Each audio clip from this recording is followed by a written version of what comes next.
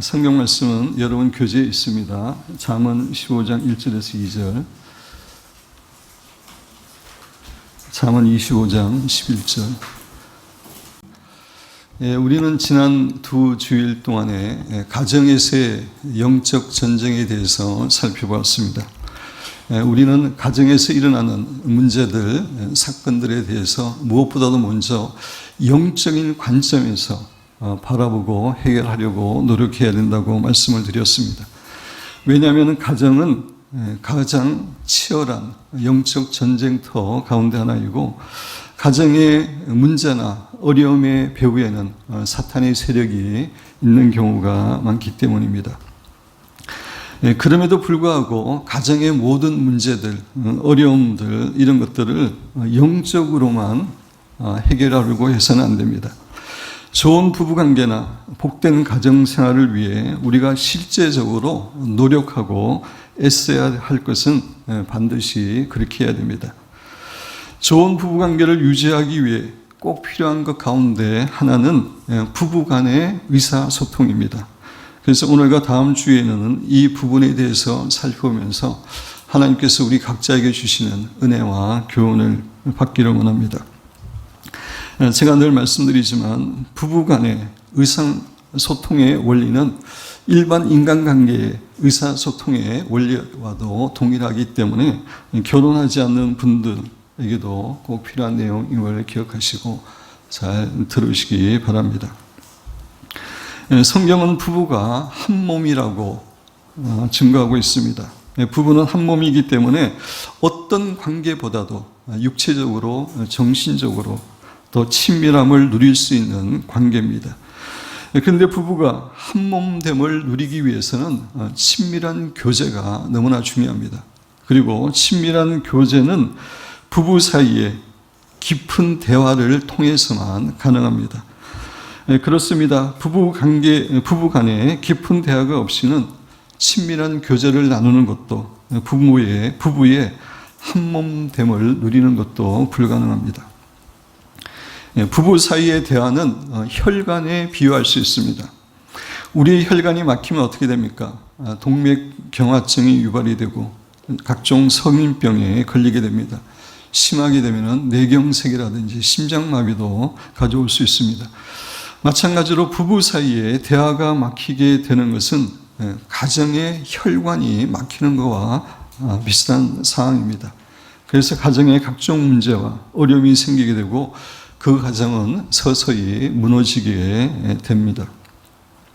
이렇게 부부 사이의 대화가 너무나 중요한데 현실은 대부분의 부부 사이에서 대화가 너무나 부족합니다. 수년 전 미국의 한 통계에 의하면 별로 문제가 없다고 말하는 부부들조차도 하루에 채 20분도 대화를 하지 않는다고 합니다. 한국도 별반 다르지 않을 거라고 생각합니다. 요즘 한국 사회가 너무나 많이 바쁘게 돌아가기 때문에 더 적을지도 모르겠습니다. 그리고 대화를 많이 하는 부부라 할지라도 대화의 질이 높지 않는 경우가 대부분입니다. 부부간의 대화가 그냥 피상적인 대화에 그친다면 아무리 대화를 많이 한다 할지라도 부부의 관계가 친밀해질 수 없습니다. 부부는 자신들의 속마음과 감정까지 나눌 수 있는 그런 대화를 해야 됩니다. 대화의 단계는 여러 가지 단계가 있습니다. 여러분 교재 보시면은 첫 번째, 일상의 의례적인 말을 하는 단계가 있습니다.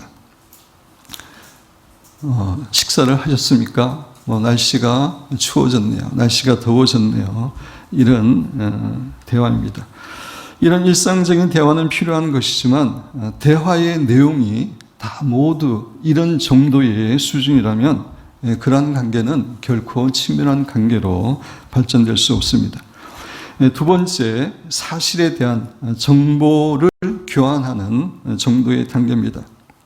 예를 들어서 회사에서 동료나 상사들과 이루어지는 대화들은 대부분 어떤 것에 대해서 정보를 나누는 그런 단계의 대화입니다.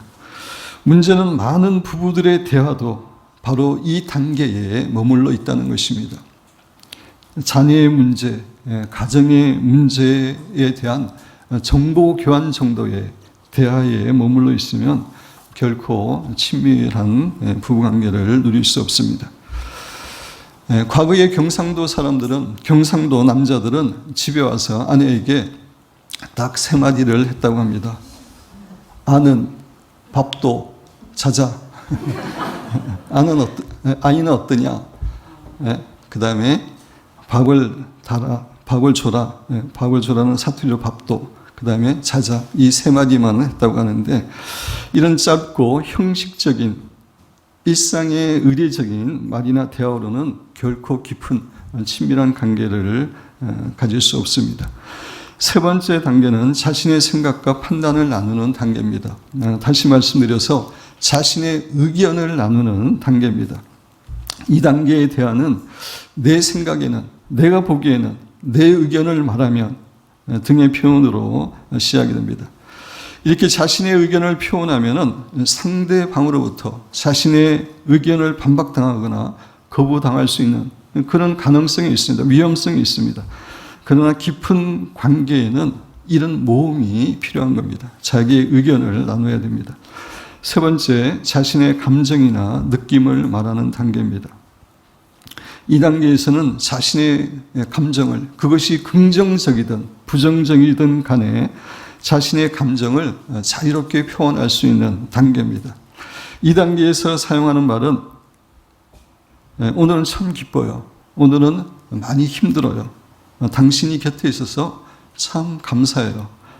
등과 같은 표현입니다. 그런데 많은 사람들이 이렇게 감정을 표현하는 것을 어색해하거나 두려워하거나 아니면 어떻게 자신의 감정을 표현해야 되는지 잘 모르는 경우가 많이 있습니다. 그러나 자신의 감정을 표현하는 대화를 할 수 있어야만 진정한 친밀감이 자랄 수 있습니다. 여러분 교재에 보면 일본의 경우에는 다떼마에와 혼내라는 것이 구분되어 있습니다. 라는 말이 있습니다. 저희 가정이 일본에서 한 9년간 선교사로 사역을 했었습니다. 그래서 일본 말에는 다떼마에와 혼내라는 말이 있는데, 다떼마에라고 하는 것은 자신의 진짜 속마음과 관계없이 사랑을 이렇게 의리적으로 대할 때 하는 말입니다. 그 다음에 혼내는 자기의 중심 깊숙하게 있는 속마음입니다. 근데 일본 사람들에게는 이 두 개가 너무나 구분되어 있어서 대부분의 대화는 다떼마에로 합니다. 혼내를 가지고 이야기하는 경우가 거의 드뭅니다. 혼내는 일생에 몇 번 이야기하지 않는다고 합니다.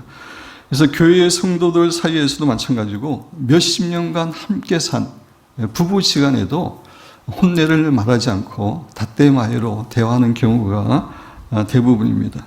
그런데 이런 대화로는 결코 친밀한 관계가 가질 수 없습니다.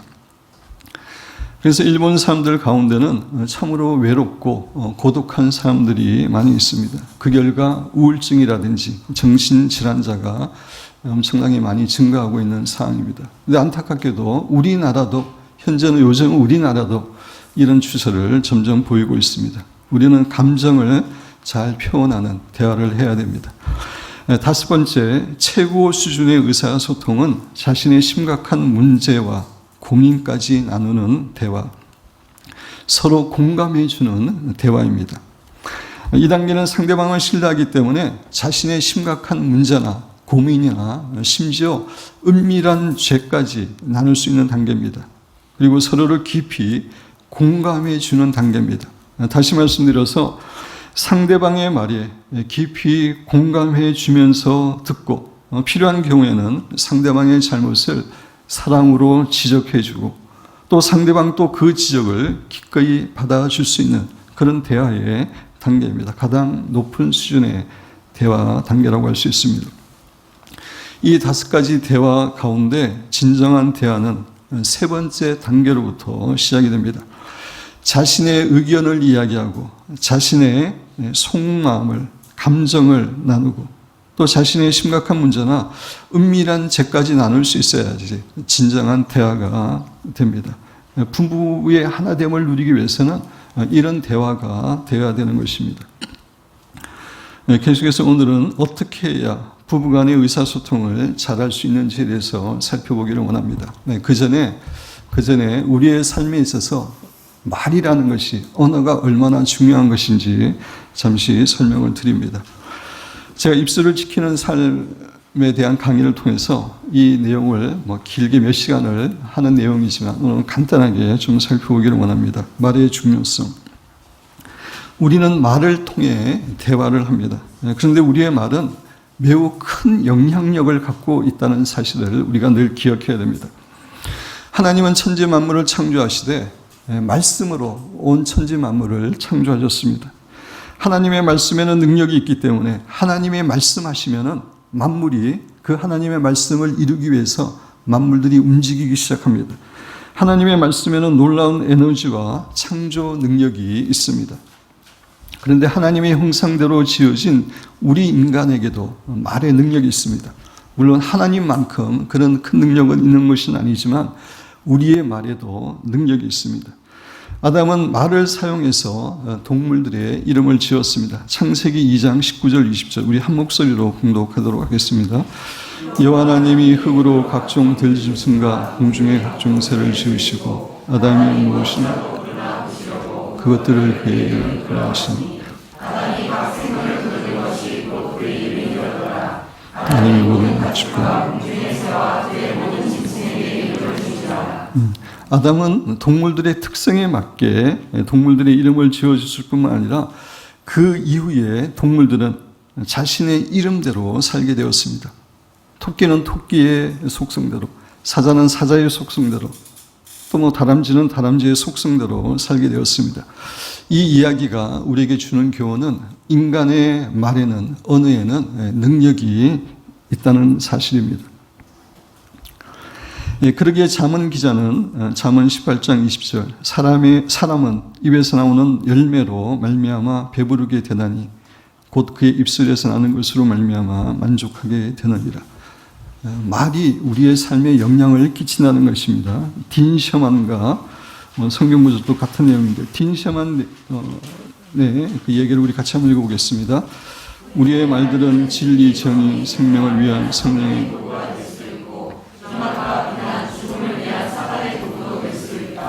하나님의 축복의 도구가 될 수 있고 우리의 말은 또 사탄의 도구가 될 수 있는 능력이 있는 것이라는 겁니다. 그리고 야고보서 3장 3절에서 6절에 보면은 그 말을 세 가지 조그만 물건에 비교하는데 큰 배를 움직이는 작은 키, 그 다음에 큰 불을 일으키는 작은 불, 또 혀에 비유하고 있습니다. 이것들이 다 작은 것이지만 엄청난 영향을 가진 것처럼 우리 인간의 혀라는 것이, 우리 인간의 말이라는 것이 능력이 있음을 교훈해 주는 것입니다. 그렇습니다. 우리의 말에는 능력이 있고 우리의 말이 우리의 인생을 창조합니다. 여러분 한번 따라 하시기 바랍니다. 우리의 말에는 능력이 있고 우리의 말이 우리의 인생을 창조한다. 마치 누에의 입에서 나오는 그 실로 자기가 사는 집을 만드는 것처럼 우리의 말이 우리의 인생을 만듭니다. 우리가 긍정적인 말을 하면은 긍정적인 인생이 되어가고 부정적인 말을 하면은 부정적인 인생이 되어지는 것입니다. 조영규 목사님 4차원의 영성에서 인용했습니다. 땅에서 묶이면 하늘에서 묶일 것이요 땅에서 풀리면 하늘에서 풀린다는 것도 예수님이 우리에게 이런 약속을 하셨죠. 말로서 묶이고 풀리는 것입니다. 부정적인 말은 자신의 4차원의 부정적인 프로그래밍을 하는 것입니다. 제가 그 가정에서 영적 전쟁을 말씀드리면서 이 세계는 3차원의 세계가 4차원의 세계와 같이 있고 4차원의 세계가 본질적인 세계이고 4차원의 세계가 3차원의 세계에 영향을 끼친다고 말씀을 드렸습니다. 부정적인 말은 4차원의 세계에 부정적인 프로그램을 하는 겁니다. 그래서 다른 사람을 비방하고 욕하는 것은 자신의 4차원을 그렇게 프로그래밍하기 때문에 다시 자기의 3차적인 욕으로 돌아오는 것입니다. 따라서 어떤 말을 해야 하는가는 굉장히 중요한 것입니다. 우리는 긍정적인 말을 해야죠. 긍정적인 말을 해야지 하늘나라에 좋은 프로그램이 되고 그걸로 인해서 다시 이 세상에 우리에게 좋은 영향을 끼치는 것입니다. 송광성 목사님은 이런 얘기를 하십니다. 독일의 뇌학자 로렌치 박사의 말대로 언어에는 각인력과 견인력과 성취력이 있습니다.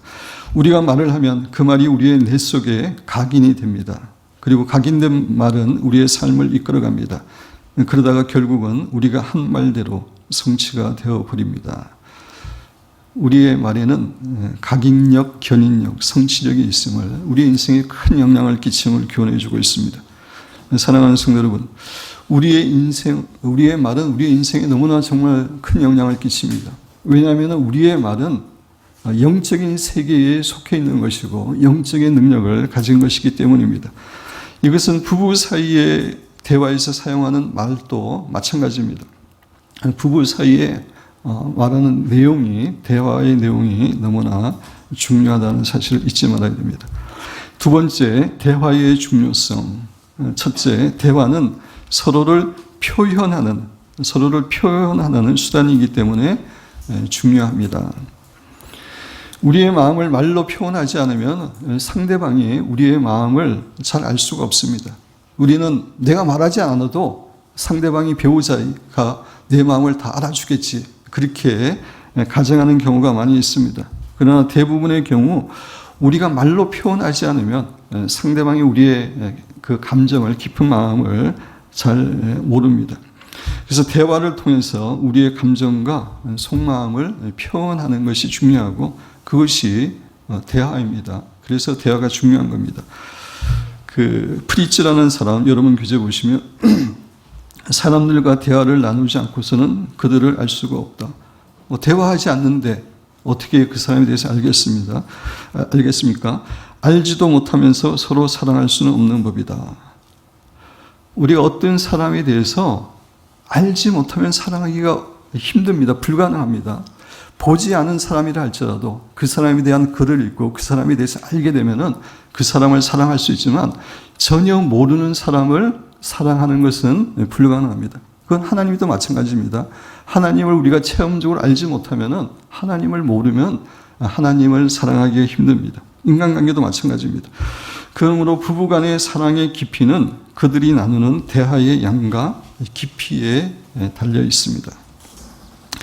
두 번째, 대화는 서로의 짐과 기쁨을 나눌 수 있기 때문에 중요합니다. 커뮤니케이션, 의사소통이라고 하는 커뮤니케이션이라는 말의 본래의 뜻은 짐을 나누다라고 하는 의미라고 합니다. 우리는 대화하는 가운데 마음이 가벼워지고 마음의 짐이 사라지는 것을 종종 느낍니다. 그것은 자신의 문제를 상대방에게 이야기하다 보면은 자신의 문제를 객관적으로 볼 수 있게 되는 그런 유익이 있을 뿐만 아니라 또 자신의 문제를 들은 상대방이 공감해주고 이해해주고 짐을 져주기 때문에 그런 현상이 생기는 것입니다. 또 반면에 대화는 우리의 기쁨은 배가시켜주죠. 우리의 기쁨을 나눌 때는 기쁨이 배가가 됩니다. 이렇게 대화를 잘하면은 서로의 짐은 절감이 되고 기쁨은 배가 되는 그런 축복을 누리게 됩니다. 세 번째, 대화를 통해 서로의 마음이 연결되기 때문에 대화는 중요합니다. 조금 전에 깊은 대화는 어떤 사실만 나누지 않고 감정과 속마음을 나누는 것이라고 말씀을 드렸습니다. 이런 대화를 하게 될 때 서로를 이해하게 되고 공감하게 됩니다. 그러면서 서로의 마음이 하나로 연결됨을 느끼게 됩니다. 대화는 서로의 마음이 하나로 연결되기 위해서 하는 것입니다. 따라서 한 몸을 경험하기를 원하는 부부는 반드시 깊은 대화를 나눠야 됩니다. 네 번째, 대화를 통해 치유를 경험하기 때문에 중요합니다. 우리는 하나님의 음성을 이렇게 들으면서 마음이 치유되는 것을 종종 경험합니다. 하나님께서 우리를 너무 사랑한다고 고백하시는 말씀을 들을 때는 하나님께서 우리의 모든 어려운 상황을 다 이해하고 있다고 알고 있다고 말씀하시거나 또 하나님께서 우리와 함께 하시고 격려하고 있고 붙들고 계시다고 하는 그 말씀을 들을 때에 그것이 우리에게 치유가 됩니다. 사람과의 대화에 있어서도 마찬가지입니다. 상대방이 우리의 말을 경청해 주면서 우리의 말하는 것에 인정해 주고 격려하고 공감해 줄 때 우리의 마음이 치유되고 힘을 얻게 되는 것입니다. 이런 의미에서 대화가 중요합니다. 대화의 법칙이라고 하는 것은 대화를 할 때 우리가 꼭 기억해야 될 중요한 그런 사항들입니다. 첫 번째, 대화의 목적은 이기는 것이 아니고 관계를 세우는 것입니다. 대화의 목적은 이기는 것이 아니고 관계를 세우는 것입니다. 우리는 대화를 할 때 자주 상대방을 이기려고 하고 우리의 생각과 의견을 상대방에 주입하려고 하는 그런 자세를, 강한 자세를, 경향을 가지고 있습니다. 그러나 이러한 자세는 대화에 결코 바람직하지 않는 그러한 자세입니다. 이런 자세로 대화를 하게 되면 상대방이 마음에 담을 쌓게 됩니다. 진정한 대화가 이루어지지 않습니다. 대화의 목적은 담을 쌓는 것이 아니라 서로의 마음 간에 다리를 연결하는 것입니다. 그거를 위해서 대화를 하는 것입니다. 따라서 우리는 우리 자신의 생각을 상대방에게 주입시키거나 상대방을 이기려고 하는 대화를 해서는 안 되고 상대방을 이해하고 사랑하고 관계를 세우기 위해서 대화를 해야 됩니다.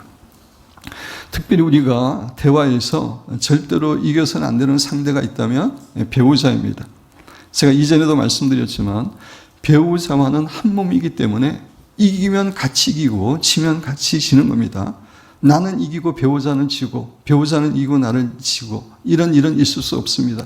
한 몸이고 한 팀이기 때문에 그렇습니다. 그래서 특별히 부부지간에는 결코 이기려고 그러지 않고 상대방의 모습을 있는 그대로 이해하고 사랑하기 위해서 대화를 해야 되는 것입니다. 두 번째, 진실을 말하는 것이 대화의 법칙입니다. 사람들은 진실하고 솔직한 대화를 좋아하고 진실을 말할 때 감동을 받습니다. 우리의 마음속에 있는 진실을 말해야 상대방과 깊은 교제가 가능하게 됩니다. 그렇습니다. 말 주변, 언변보다 더 중요한 것은 진실을 말하는 것입니다. 어떤 사람은 말 주변은 좋은데, 언변은 좋은데 그 말에 별로 신뢰가 가지 않습니다. 근데 어떤 사람은 어눌한데도 불구하고 그 말에 신뢰가 갑니다. 그것은 그 말에 진실이 있느냐 없느냐에 따라서 그렇게 되는 것입니다. 물론 우리가 진실을 말한다고 하면서 자신의 생각 속에 있는 모든 생각을 다 이야기해서는 안 됩니다. 우리 안에는 하나님이 주신 생각도 있지만 사단이 주는 생각도 있을 수 있고 또 자신의 그 나쁜 동기에서 나오는 생각도 있을 수 있기 때문에 잘 취사 선택을 해서 자신의 그 진실을 이야기해야 됩니다. 세 번째, 대화할 때 마음으로 상대방을 존중해야 됩니다.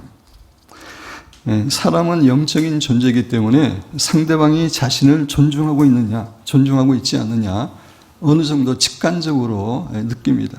상대방이 자기를 존중하고 있지 않다고 느낄 때 깊은 대화가, 친밀한 대화가 이루어질 수 없습니다. 따라서 우리는 사람들과 대화할 때 마음으로 그 사람을 존중하는, 귀하게 여기는 마음을 가지고 대화를 나눠야 됩니다. 강준민 목사님은 우리가 모든 사람의 존재 가치를 존중해 줘야 되는 네 가지 이유에 대해서 이야기하고 있습니다. 우리 시간 관계상 우리 같이 한번 설명을 드리지 않고 같이 한번 쭉 읽어보겠습니다. 첫째, 하나님.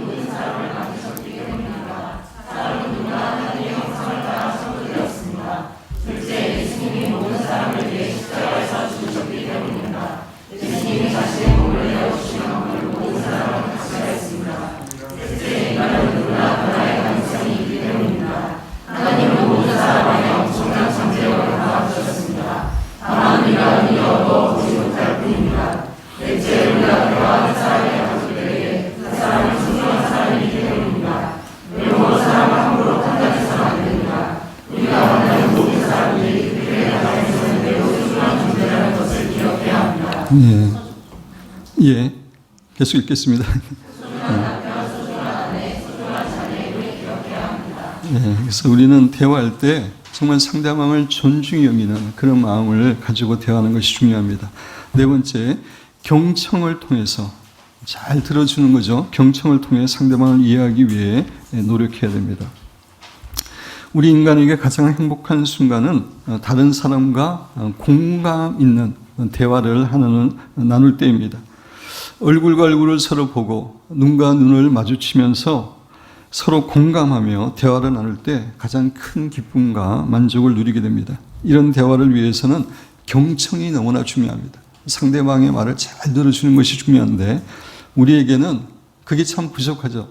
자기의 의견을 말하려고 하는 것은 강한데 상대방의 의견을 천천히 이렇게 들어주는 게 약한데 경청을 통해서 진정한 대화가 이루어집니다. 이 경청이라는 주제는 너무나 중요하기 때문에 다음 주에는 이 주제 위주로 여러분에게 말씀을 드리려고 합니다.